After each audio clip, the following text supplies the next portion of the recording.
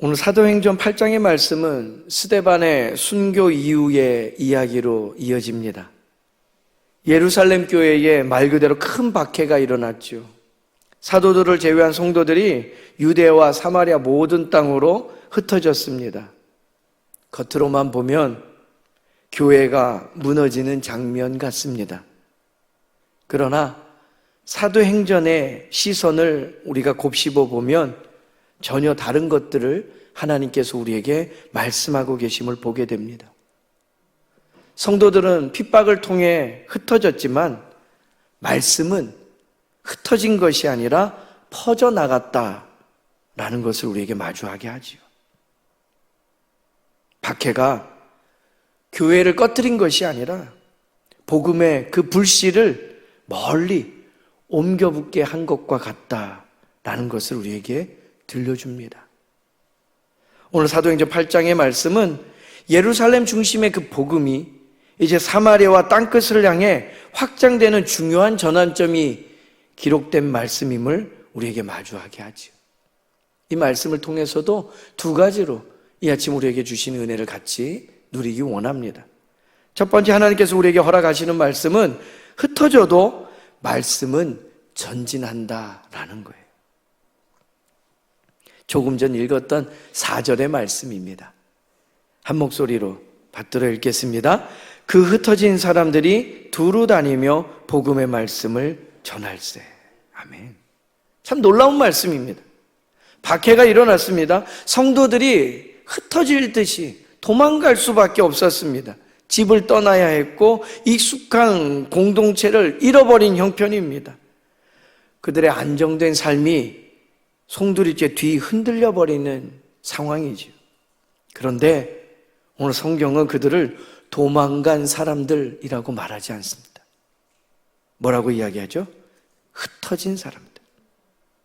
두루 다니며 그들이 한 일이 뭐라고요? 복음의 말씀을 전했다라는 거예요. 고난은 그리스도인을 침묵하게 하지 못했습니다. 박해는 하나님의 말씀의 선포를 멈추게 하지 못했습니다. 오히려 흩어진 그 자리마다 복음이 심겨졌고 그곳에서 자라나는 것들을 기록한 것이 바로 사도행전입니다. 이어진 오늘 5절 말씀에 보면 빌립이 등장합니다. 사마리아 성에 내려가서 예수님을 전하지요. 사마리아는 사도행전에서 우리가 보면 아주 익숙하고 자연스러운 지방으로 들어오지만 사실 복음서까지만 통해서 말씀을 봐도 사마리아는 유대인들이 쉽게 발딛던 곳이 아니었습니다. 오랜 민족적인 갈등과 종교적인 거리감 때문에 서로 날을 세우고 으르렁댔던 관계였지요. 그런데 예수님께서 요한복음 4장의 말씀을 기억합니까? 사마리아 여인을 만나러 찾아가셨고 그 마을에 생수의 복음을 전해주셨습니다. 그리고 이제 부활하신 예수님을 만난 제자들이요, 그 사마리아까지도요, 예수님께서 먼저 열어놓으신 그 길을 이제 교회가 따라 걷기 시작했다라는 겁니다. 그래서 사도행전 오늘 이 8장의 말씀은 사도행전을 시작하는 그 1장 8절에 예수님께서 명한 그 명령이, 그 약속이 성취되는 바로 그 장입니다. 너희는 예루살렘과 온 유대와 사마리아 땅끝까지 이르러 내 증인이 되라 말씀하시고 약속하셨던 그 예수님의 그 말씀, 이제 사도행전 8장에 걸음을 떼면서 그 일의 성취됨을 우리가 마주하게 되는 겁니다. 그러니 초대교회에 임한 그 박해는 교회의 실패를 이야기하는 것이 아니고 하나님의 약속이 작동하기 시작한 통로였다라는 것을 우리가 알게 되죠. 오늘 사는 우리도 그렇습니다. 믿음 지키며 살아가노라 이야기하지만 삶이 흔들릴 때가 있습니다. 계획이 무너지고 마음이 흔들리고 관계가 멀어지고 건강과 형편이 예상과 다르게 흘러갈 때가 있습니다. 그러나 하나님의 말씀을 붙든 사람은 그 흩어지게 하는 자리에서도 끝나지 않음을 믿으시기 바랍니다. 하나님의 말씀은 우리를 다시 세웁니다. 하나님의 말씀은 우리의 자리를 사명의 자리로 바꾸시는 거예요. 내가 원하지 않았던 그 자리에서도 마저 하나님은 복음의 길을 열어가십니다. 오늘 새벽 우리가 말씀을 읽는 이유가 여기에 있습니다. 말씀을 읽는 사람은요, 상황만 바라보지 않습니다. 하나님의 움직임을 보는 거예요. 초대교회 핍박만 보면 마음이 어려워질 수 있으나 그 형편 속에서도 하나님은 복음이 확장되게 하시고 문 영혼이 주께로 돌아와 교회가 성장함을 보고 구원함이 어떠한 놀라운 역사로 펼쳐지는지를 알게 하시더라라는 거예요. 그러니 말씀을 읽는 사람은 우리를 흩어지게 하는 그 자리에서도 낙심만 할 수 없다라는 겁니다.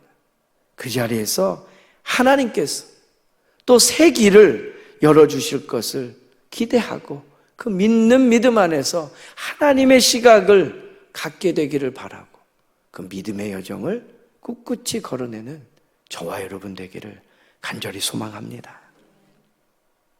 우리의 삶이 흔들려도요, 결코 말씀은 흔들리지 않습니다. 우리의 형편이 흩어져도요, 절대 하나님의 복음은 전진해 나갑니다. 오늘도 그러니 우리는 말씀을 붙들고 살아갑시다. 하나님은 흩어진 자리에서도 기쁨의 역사를 이루어 가시는 능력의 하나님, 바로 우리 아버지 되십니다. 두 번째 우리에게 허락하시는 말씀은 말씀을 읽을 때 우리는 예수님을 만나게 된다라는 거예요. 이 사도행전 8장에 또 하나의 중요한 장면이 바로 빌립을 통해서 이루어지죠. 에디오피아 내시의 이야기입니다.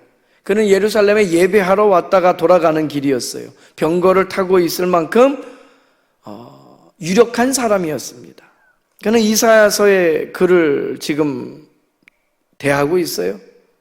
높은 지위에 있는 사람이지만 말씀 앞에서는 겸손한 구도자였음을 빌립과의 만남을 통해 우리는 봐요. 빌립이 묻지요. 읽는 것을 깨달으십니까? 에디오피아 내시가 대답합니다. 지도해 주는 사람이 없으니 내가 이걸 어떻게 깨달을 수 있겠습니까?